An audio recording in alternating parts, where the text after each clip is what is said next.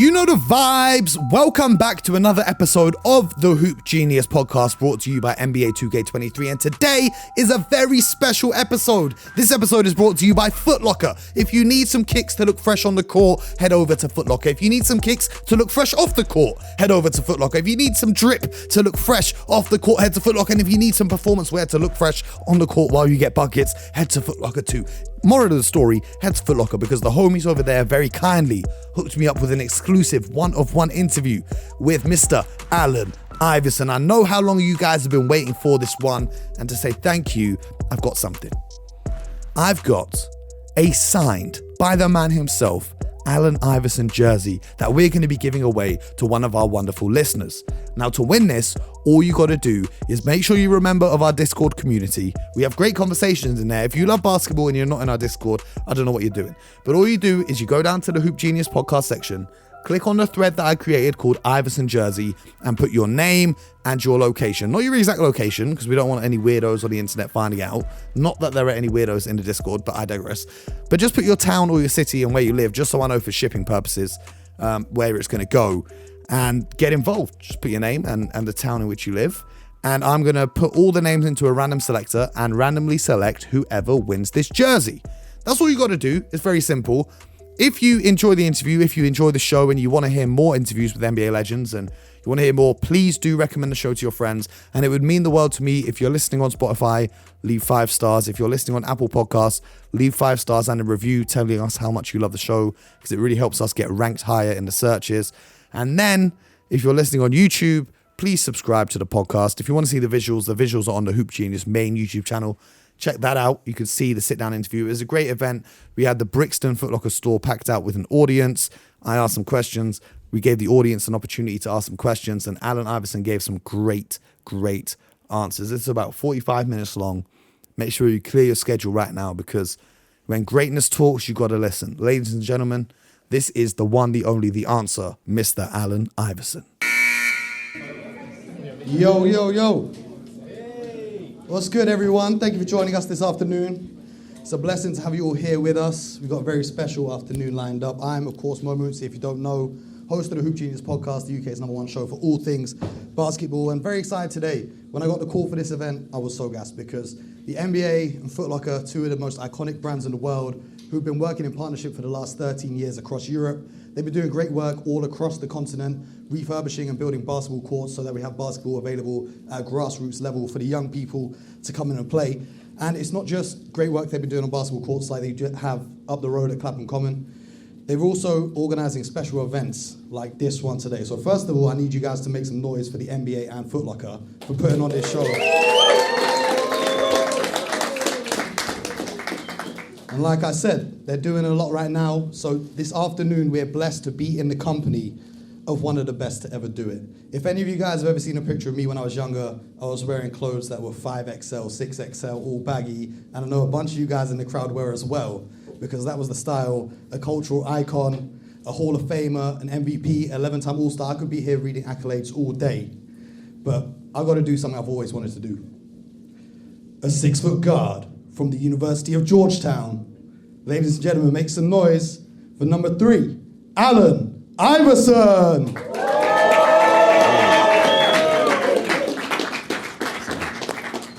My man, take a seat, bro. I've got a mic for you right here.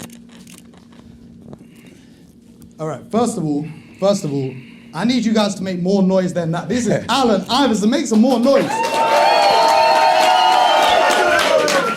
That's better. The answer, AI, Bubba Chuck, man of many names, legendary. How are you enjoying London so far? Love it. Great. Hospitality, great. Weather. It was not, I ain't gonna do that. But a little chilly. Well, the bad weather, that makes some of the young kids in here some serious hoopers playing outside in all weather. So I want to take this opportunity for you to impart your wisdom to them, because it's all about the next generation. Right. So we're going to get straight into it. When you have the ball and you're on the court with a defender in front of you, what's going through your mind when you're trying to cross a guy up and get to the basket or get your shot off? A long time ago, so. I know you still got it. I'm old. No, I don't. Trust me. I can shoot it, but all that other stuff, nah. What's going through my mind? What are you looking at on the defender? What are you trying to do? I don't see him. I see the basket. I see the lane. I see the opportunity to create for my teammates. I never worry about the first guy. Just the other four guys that I'm concerned about. Okay, well, you've had some pretty iconic crossovers, even without thinking about them. Is there one that stands out to you in your memory that was like your favorite moment that you've had in an NBA game? Across? Yeah.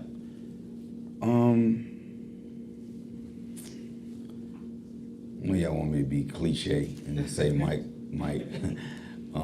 But not that one. That one wasn't. I mean, I think that one was legendary just because it was him. That's why it was a big deal. You know, I would say my favorite would probably be, I think the one I had on John Stockton at the Tigers Key. And then as far as just a move, I would say Antonio Daniels, that one. I think that was crazy. But the John Stockton one, I just love that one because I thought his leg was broke. I can see a couple of the OG hoop fans nodding their heads. For the younger cats, you're going to have to get on YouTube after this and check those out. Two iconic moments. Yeah, definitely. But when you were growing up, and when you were a young baller making your way to college, to the NBA, who were your inspirations and whose game did you try and look at and try and emulate? Mike. I literally wanted to be like Mike, for real. It's my inspiration, my hero, my idol. He was the vision for Allen Iverson. He made me want to play the game. You know what I mean? But without him, there would be no Allen Iverson. So shout out to Mike, man. You know, that was my inspiration. That was my guy. But as far as my game, you know, obviously I wanted to jump like Mike. I wanted to pass like Magic. I wanted to be fast like Isaiah. I wanted to rebound like Barkley. I wanted to shoot like Bird. I wanted to be dominant like Shaq. And I just implemented all of that into create who I ultimately became as a basketball player. So I took from the guys before me, you know what I mean, and just tried to put it into my game. So I give credit to a lot of guys when it comes to the development of my game and the maturation of my game. Well, we're thankful that you took all of that into your game and put on a show, Sure. because it wasn't just your game that inspired people. You've had an impact around the world. Even over here in England, when we were growing up, we were wearing headbands and the shooting sleeve. And off the court, your style is very iconic as well. What influenced your style off the court? Me just being me. I think the easiest thing in the world to do is be yourself. You know what I mean? I think that's what makes me comfortable. Just being myself. And not wanting to, you know, I wanted to be like Mike on the basketball court, but, you know, off of the court, I'm myself. I love the person that I am. If I die today, I come back, I want to be me all over again. And I don't think, you know, everybody in this room, I don't think there's nothing wrong with being you, who you are. It's a disrespect to the creator, the person that made you, to want to be somebody else. He blessed you, you know, to be you, you know, and then what's wrong with being you? Everybody else is taken up. You know what I'm saying? Like, I just, and I dressed like the guys from my neighborhood, you know what I mean? So, you know, when they talk about my style and how I changed the game, the dress code and all that, you know, I think the older guys from my neighborhood are supposed to take credit for that. Well, when you got to the NBA, you were the number one pick in one of the best draft classes of all time, the 96 draft class. Of course, you had legendary Kobe Bryant, Steve Nash, and a whole bunch of other guys. How did you deal with the pressure of being the number one pick?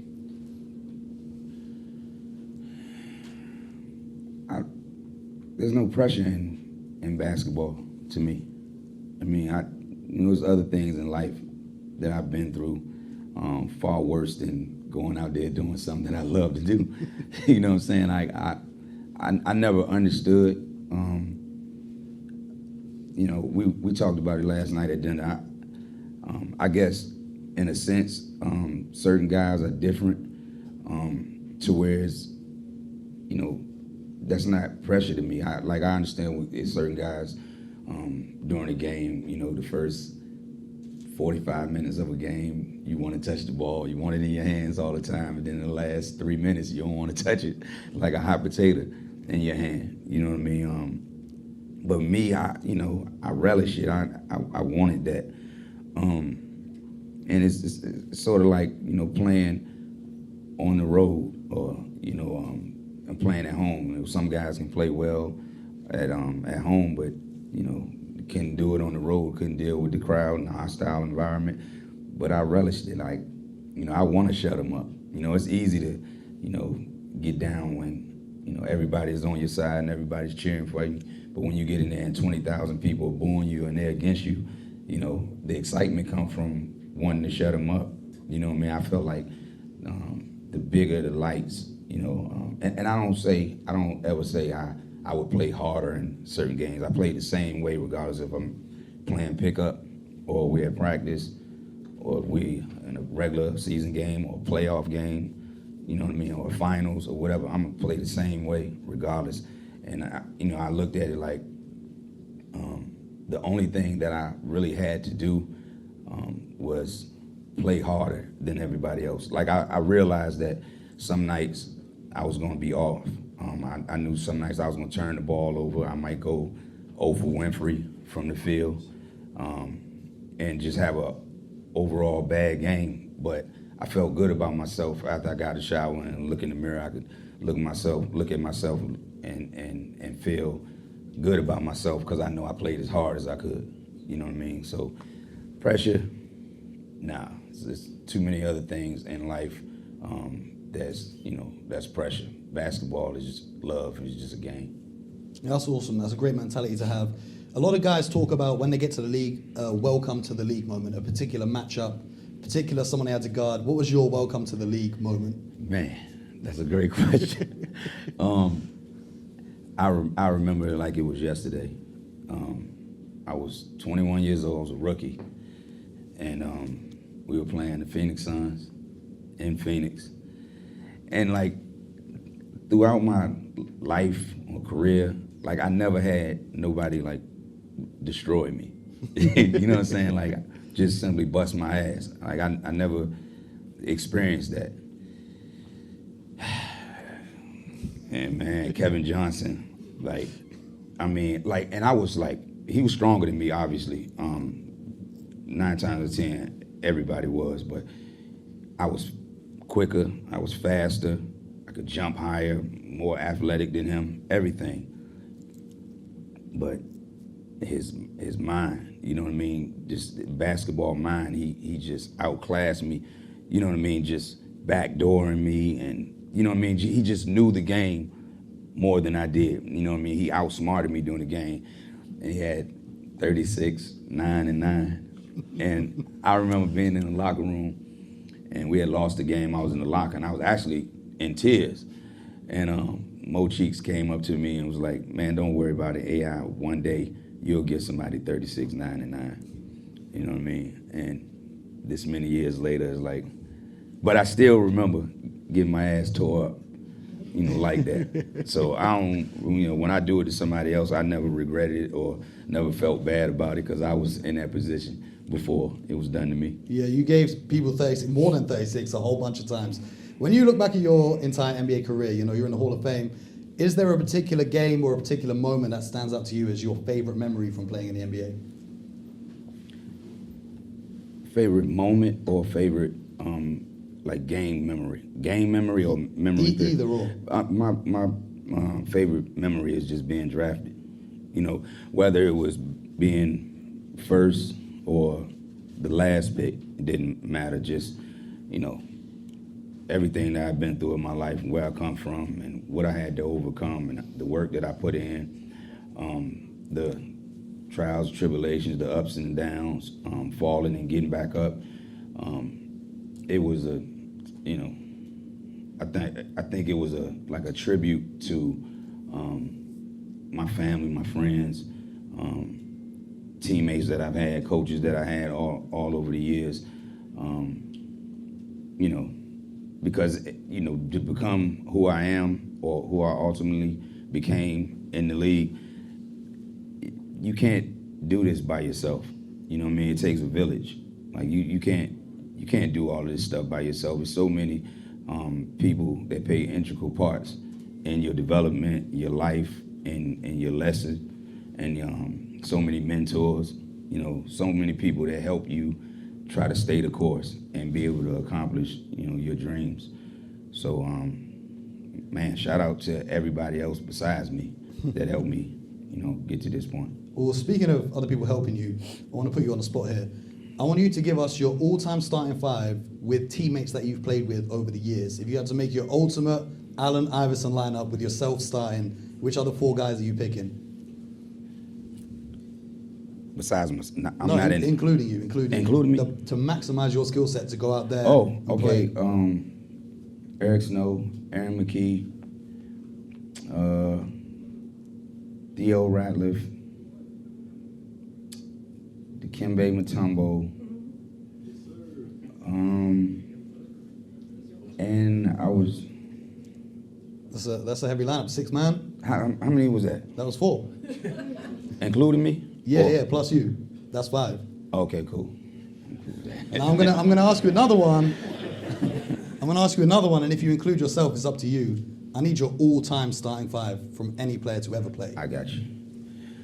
Steph Curry, Kobe Bryant, Michael Jordan, LeBron James, Shaquille O'Neal. I'm seeing a lot of nods in the crowd. I'm seeing a lot of nods. That's a popular lineup. In regards to this season now, with the current group of NBA players, which players do you watch that really stand out to you? Who's your favorite players to watch right now? My favorite player is Steph. I like Luka. I like Kyrie. I like Dame. I like Giannis.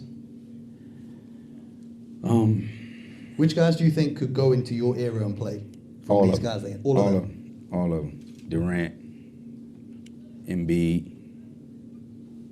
Damn, I can be here all day. Now there's so much talent in the league. Yeah, and you know what's so dope about that? It's like, you know, when someone retires from the game, obviously if you're a big fan of that person, you're gonna miss them, and you know it'll be a sad day for you, because you love that player so much, but like the league is so crazy that it won't miss a beat. You know what I mean? It's just gonna keep getting better and better and better, and the players gonna get better. Like we sit around, we talk about how Steph is the greatest shooter to ever play the game, and he is, hands down. Like, people don't even argue it anymore. You know what I mean? Like, Ray Allen wouldn't argue it, Reggie Miller wouldn't argue, Larry Bird wouldn't argue. You know what I mean? Everybody know, hands down, that he's the best shooter. But when you think about it, before Steph came, we thought it would never be a shooter like Larry Bird. Then Reggie Miller came. Then Ray Allen came. Then it's the same thing with Mike. You know what I mean? Right when you think, Mike's the greatest ever, which he is. Which he is. But then Kobe Bryant come along. Yep. You know what I mean? Then you got, LeBron James. Like, I get kind of, upset at times when people talk about the comparison of LeBron and Mike, and I'm like, damn, like, people actually forget. Like, out of sight, out of mind is real. You know what I mean? Because I'm like, nobody talking about the Mamba when you comparing who's the best that ever played. And that's no. I mean, I'm not shitting on LeBron. I think LeBron is like, you look in the dictionary and look up the word basketball player to be a picture of LeBron James. You know what I mean? Like, he's that great, every aspect of his game. But as far as GOAT, I mean, it's Michael Jordan all day long. and Kobe Bryant is right on his heels. Now, as someone who went up against Kobe, tell us what that was like, because I know Kobe came to visit London and that meant a lot to a lot of people, especially in this room right now. You having this visit here makes a big impact as well on the culture of basketball. So what was it like on the inside, you know, going head to head with the Mamba? I'll define it like this. When we were rookies, I came to LA and he took me out. Took me out for dinner. And when we finished, it might have been 11, 12 o'clock, something like that. And I was like, well, look, man, what you gonna do? I'm going to the club. And I was like, what you gonna do? And he was like, I'm going to the gym. It's like, yo, this dude right here, man, like vicious, I mean, ferocious. I mean, the ultimate competitor. I mean, go extremely, extremely hard. And at some point, like, until, you know, after he passed, I didn't really understand, and after I retired, you know, I thought he didn't like me, honestly. You know what I mean? Because of how he was on the basketball court. You know, we would speak, you know, whatever, before the game, after the game, or whatever. But during the game, it was like, damn, this dude got a problem with me. But then hearing the stories, the people that loved him, the people in his family, you know, tell me stories about how he admired me and how he talked about how much I pushed him, and, you know, but playing against him, homie was a dog, man. Dog. Who were the, let's say, top 3 toughest opponents you had to go up against? Toughest? Guard me or me guarding him? Both, because it was an era where the best players would try and guard each other, you know what I mean? I had a problem with Steve Nash, especially on pick and rolls. Like, he was a monster. I mean, Steve used to give me major problems. I would say definitely Stephon Marbury. Headache. Straight headache. Other than that, I really didn't have. What you think? I ain't really had too many people. No, honestly, I won't know. I'm not sitting here like I was a defense. I was not no defensive player.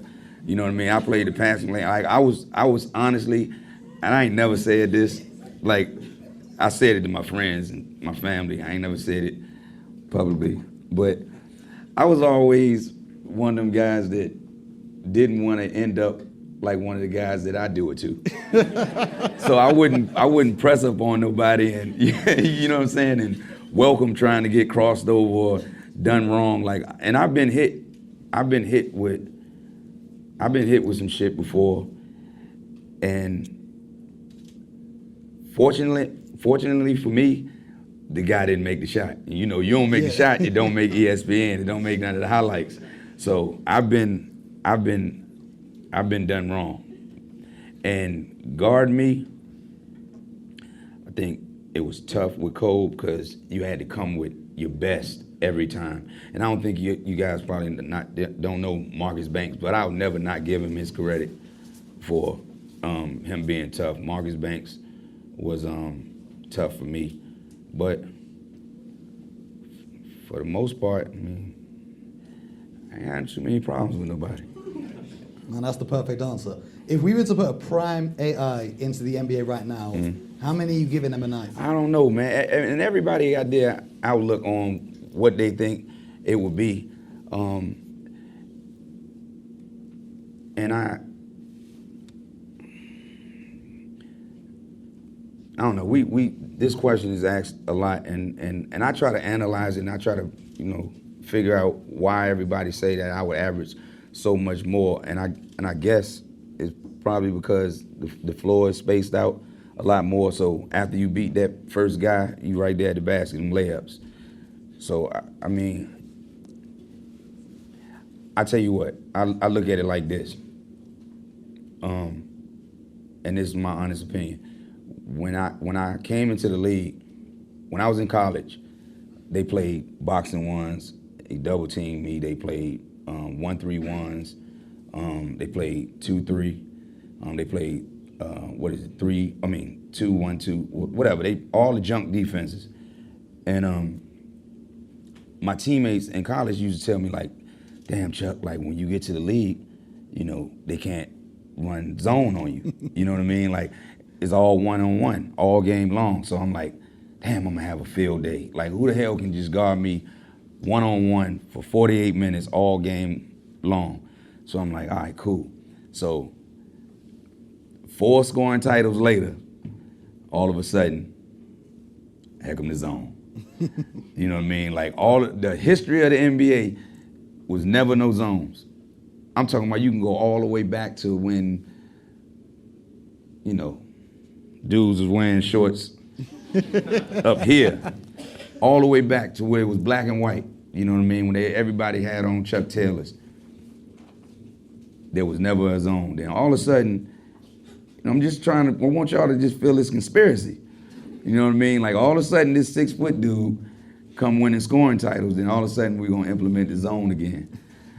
But that's the way I look at today's game. Now it takes it back to when I first came in. No zones, no junk defenses. So I know it'll be a lot more. And then, you know, the big men are outside now. You know, you got centers shooting threes now. Mm-hmm. So I probably would have a field day. But we'll never know. So we're going to open the floor up to the audience for some questions. I got one more for you before we do that. Solid. Obviously, when we talk about basketball, you're one of the first names that springs to mind, but you've also had a huge impact on the culture and on hip-hop as well. We all know the iconic commercial with Jadakiss and the part 2 where you're rapping as well. You've had your own venture in rapping. I want to get from you the 5 songs that you would listen to before you go and hoop to get yourself in the zone. 5 songs.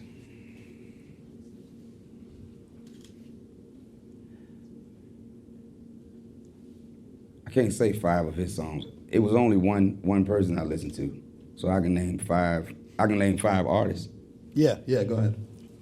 Michael Jackson, and Michael Jackson.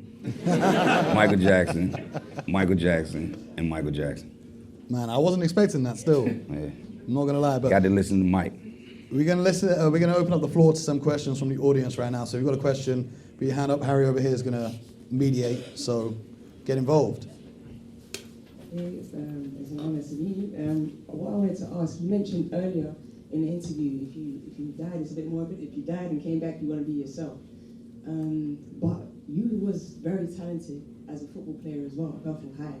So would you potentially think about coming back as a football player and seeing what that route would take? And also, how did you navigate being so talented in both sports and picking which one to take? Wow, damn right. And this the beauty of this type of event.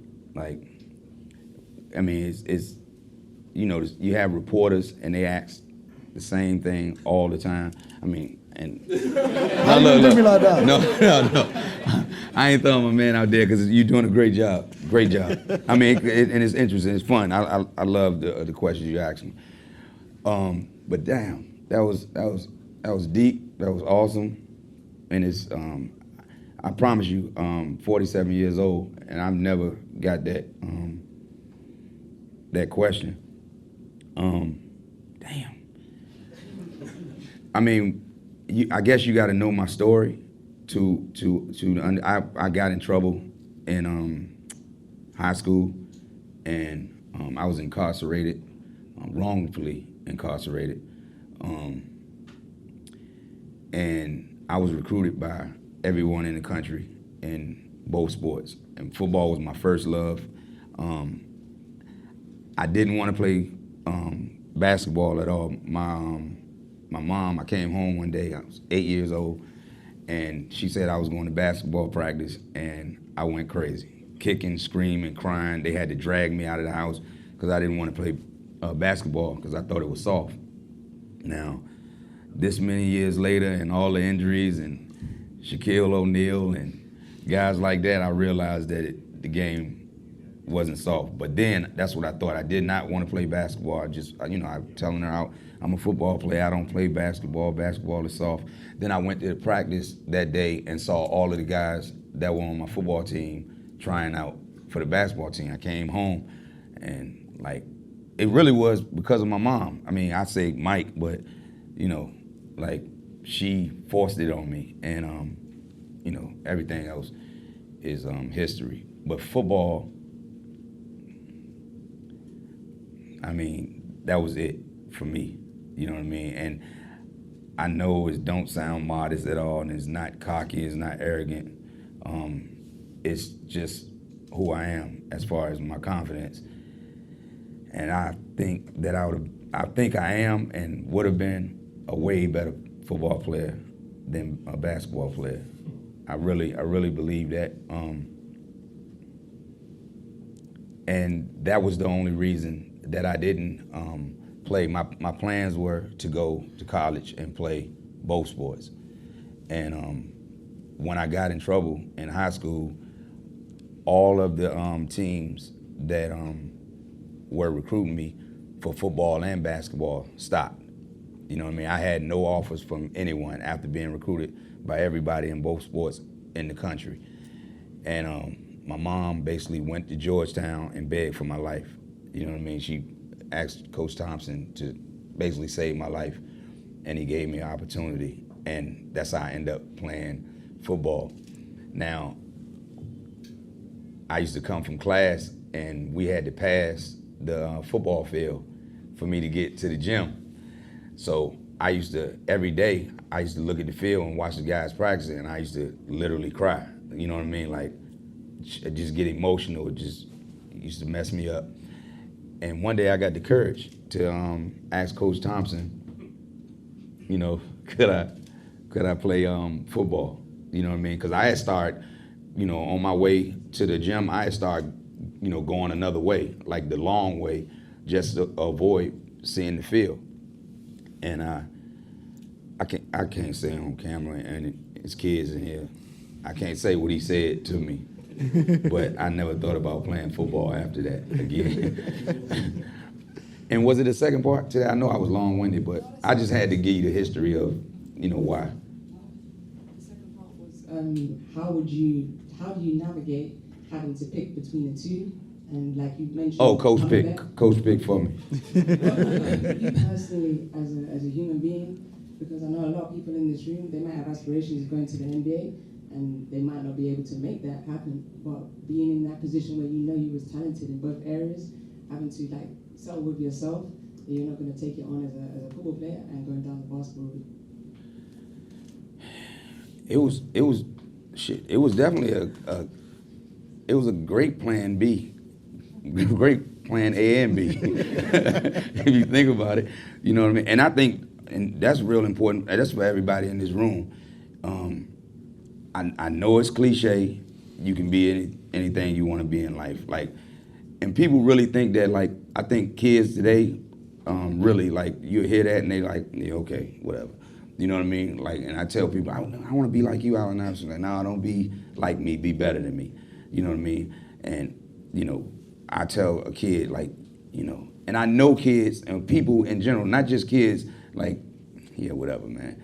You know what I mean? But it's really true. Like, I'm living testimony of the fact that you can come from wherever. And I don't use that excuse of everybody come from the projects and all that. I don't use that excuse, you know what I mean, or say that no more. I don't care where you're from. You could be a silver spoon mouth person and, you know what I mean, still whatever you want to be in life, if you apply yourself and because you know what it take.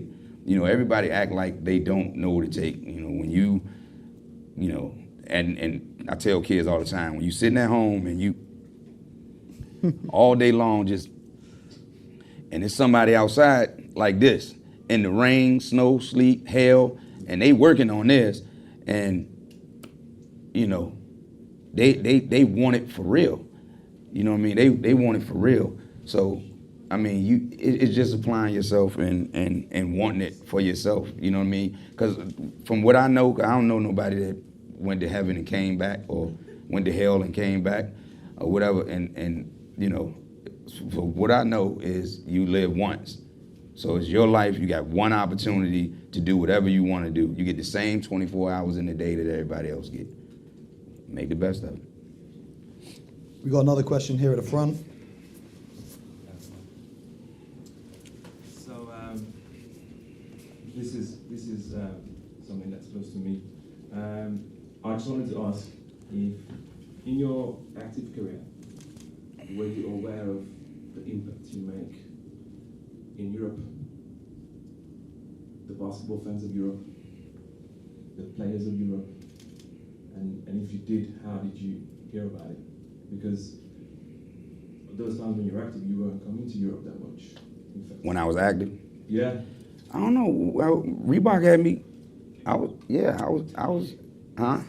19. Yeah, I was everywhere. In the summertime.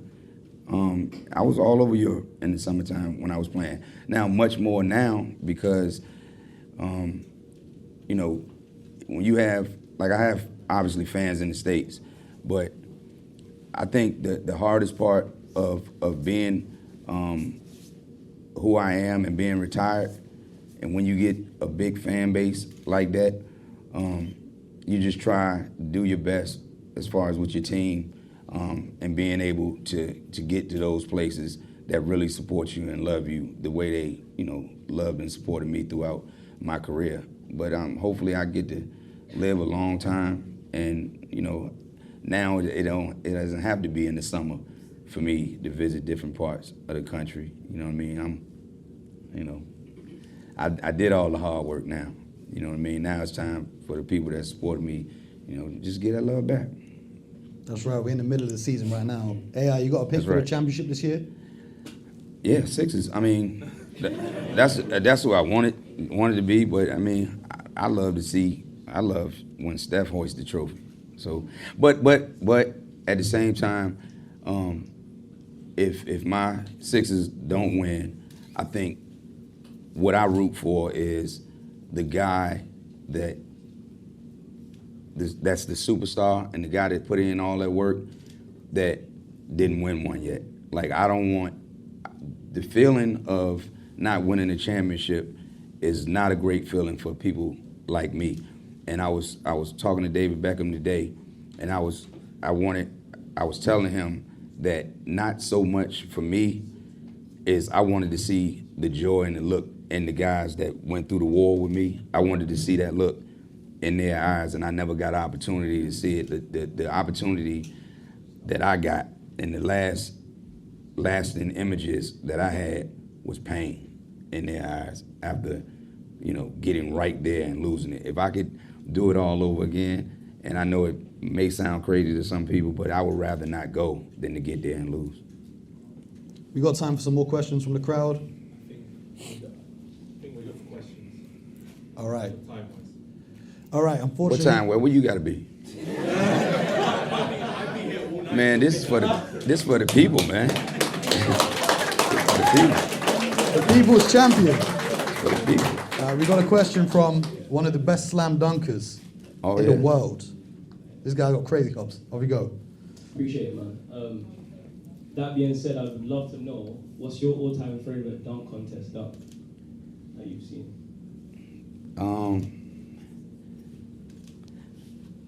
Vince. The one with Vince in it. Yeah, I mean, you know, it's over. That one. That one. I mean, obviously the Mike from the free throw line. The joint where Levine was in it. Who was that in the finals with Levine? Was it Gordon? Aaron Gordon. Gordon. That one.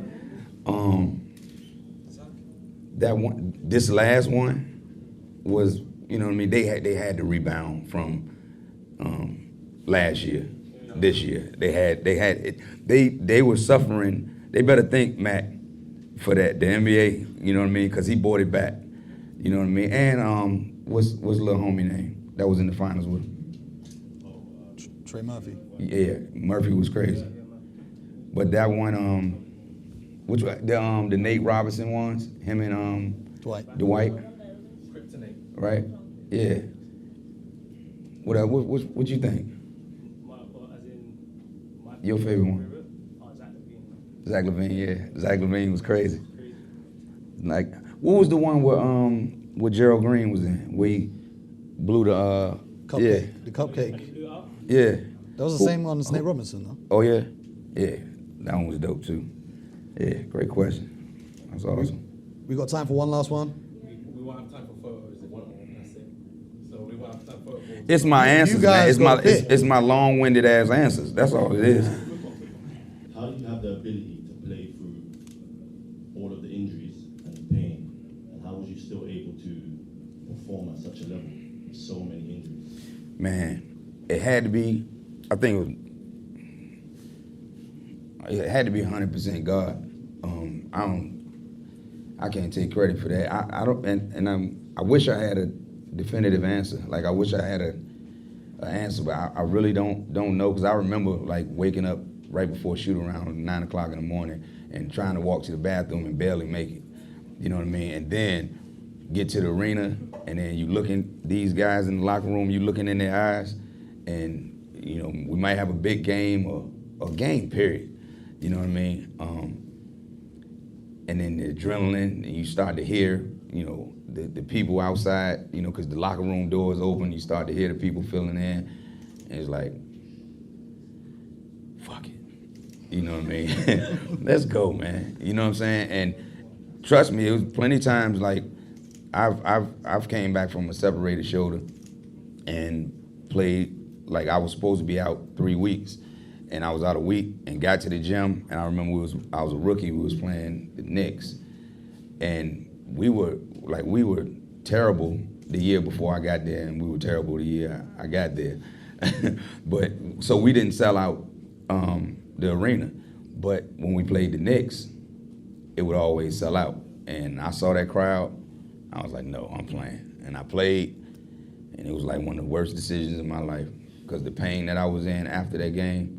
You know what I mean? But it was just like the adrenaline. But then when the adrenaline go down, then that's when reality set in. So I don't know, man. I would just really say that it had a lot to do with, you know, wanting to be with my mob and just wanting to be there for my squad. That's it. Well, it's all about the energy of the crowd. Ladies and gentlemen, I need you to make some noise. Take the roof off the building for Allen Iverson.